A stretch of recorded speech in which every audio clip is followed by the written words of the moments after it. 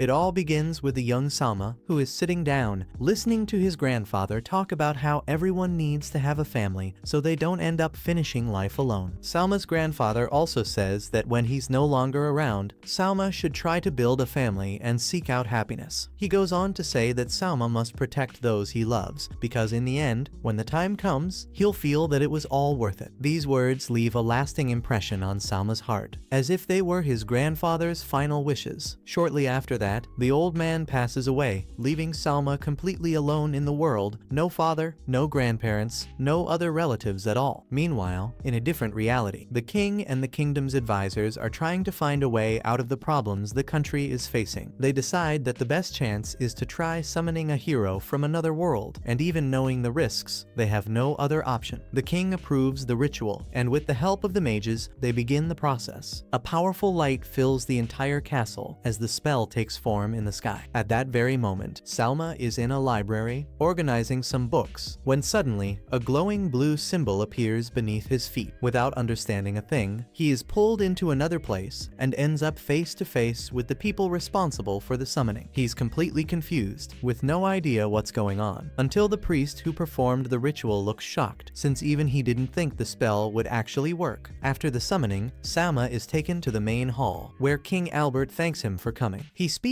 as if the boy had willingly accepted the invitation to be summoned into that world. But Salma makes it very clear that he never agreed to anything, and that he was brought here without even knowing what was happening. The king apologizes, saying he didn't know about the plan in advance, and he's truly sorry for the trouble. Salma asks for an explanation about why this all happened, before deciding whether he should actually be angry or not. King Albert explains that they live on a massive continent called Landia, where different races coexist like humans, elves, dwarves, and others. These groups formed several kingdoms across the land, but 10 years ago, a demonic region emerged in the north. It brought with it countless demons that devastated the nations nearby, and to deal with the threat, the other kingdoms united. They ended up creating an army to fight back against the demons, but it wasn't enough. The demons kept growing stronger and eventually conquered 1/3 of the continent, which is now known as the Demon Lord's domain. The remaining countries managed to hold the line, but in order to keep fighting, they had to keep sending money and resources. The king goes on to say that the Empire of Great Chaos, the nation leading the fight against the demons, requested financial support from their kingdom. But since they were facing a severe crisis, instead of sending money, they sent Salma as part of an old agreement. When Salma hears this, he's stunned. The people then explain that the empire is shouldering the main battle, and their kingdom took advantage of that. But they can no longer help with food or gold, because their situation is desperate. That's why they relied on an ancient treaty that allowed them to summon a hero as a form of early alliance. And that's when Salma realizes he's basically become a bargaining chip. He knows that if he's sent to another country, he could end up dead or turned into an object of experimentation just because he's someone from another world. He even thinks about running away, but he knows it won't be easy in this unfamiliar place. So he asks whether this kind of summoning happens often. The king replies that before him, it had only happened once 500 years ago. Realizing he doesn't have many options, Salma suggests an alternative. Instead of being sent away immediately, he offers to try and fix the kingdom's financial problems, so they won't have to ask other countries for help. The king and his advisors decide to take a chance on this idea and hand over responsibility for the kingdom's finances to Salma. Even though he convinced the king with his speech, Salma himself has no idea how to do any of it. But he thinks that if he can manage to bring in money for the kingdom, at least he won't be sent to war. He asks for all the data on the kingdom economy, infrastructure, agriculture, everything. And after that, he spends 3 full days studying together with the minister. By the end of that period, Salma is completely exhausted, and right in the middle of everything, King Albert makes a shocking announcement. He's going to abdicate the throne and names Salma as the new king. On top of that, he reveals that Salma will be engaged to his daughter, Lycia. Everyone is left stunned, especially Salma, and when the news spreads to the other kingdoms, no one understands why the throne was passed to a summoned hero. Lycia, who was in another kingdom, quickly returns home as soon as she finds out, thinking it might be some sort of conspiracy against the king. When she goes to talk to her father, he explains that he believes Salma is more capable of ruling than he himself ever was. Lycia complains that they arranged the engagement without asking her anything. Albert says that if Salma doesn't want to get married, the engagement can be cancelled, but he suggests that she get to know the new king first. Still bothered Flustered, Lycia decides to find Salma, and when she gets to the hall, she sees him buried in stacks of papers, completely focused on studying. Without even looking at her, he asks if she knows how to read, and then starts testing her with some calculations. Lycia answers everything instantly, showing she understands the topic very well. Salma is surprised and invites her to help, saying that a fresh point of view could be useful. Lycia introduces herself as King Albert's daughter, but he doubts it at first since she's wearing a military uniform. She explains that she's part of a special unit led by Duke Carmine, and she rushed back the moment she heard about the changes in the kingdom. Salma says that he didn't steal the throne from anyone, and that King Albert practically forced it on him. Lycia wants to know how he went from summoned hero to king in such a short time. He admits he doesn't even understand it himself, and that all he did was try to save his own skin and avoid being sent off to war. He then explains some of the economic reforms he started, even though he had no intention of inheriting the throne. Lycia apologizes for the way she treated him at the beginning, but Salma says she's actually the most committed person he's seen so far. He promises that once things in the kingdom are in order, he'll hand the crown over to her, since he has no interest whatsoever in being king. He also says he's fine with breaking off the engagement. Curious, Lycia asks about the debt with the Empire of Great Chaos. Salma says he already resolved everything by selling a large portion of the kingdom's treasures, mostly jewels, to a neighboring country and managed to get a good amount of money. Lycia is shocked, remembering that many of those items were historical. Salma explains that he separated the most important pieces for the kingdom's history and for a future museum, selling only what had little cultural value. He also preserved relics and magical weapons to avoid future problems. Meanwhile, in another part of the kingdom, a woman asks her employer to keep an eye on Salma, wanting to find out if he's really capable of keeping the kingdom in order. Back with Lycia, she's growing more and more surprised by the decisions and actions Salma is taking. She suggests that instead of sending money abroad, they should use it to strengthen the army, increasing the kingdom's military power so they won't have to keep obeying another empire. But Salma disagrees. He says that the most important thing right now is to buy time and invest in the economy, because if the kingdom ends up starving, a revolt is bound to happen. A few days pass, and Salma starts to notice just how different daily life is in this new world. Here, people fly on dragons, ships are powered by massive sea creatures, and everyone uses magic for everything from lighting a room to cooking. But even so, their technology is still extremely outdated and almost medieval. As the new king, Salma's job is to bring the kingdom into the present, to modernize everything and improve all areas as much as possible. While he's thinking about this, the priest shows up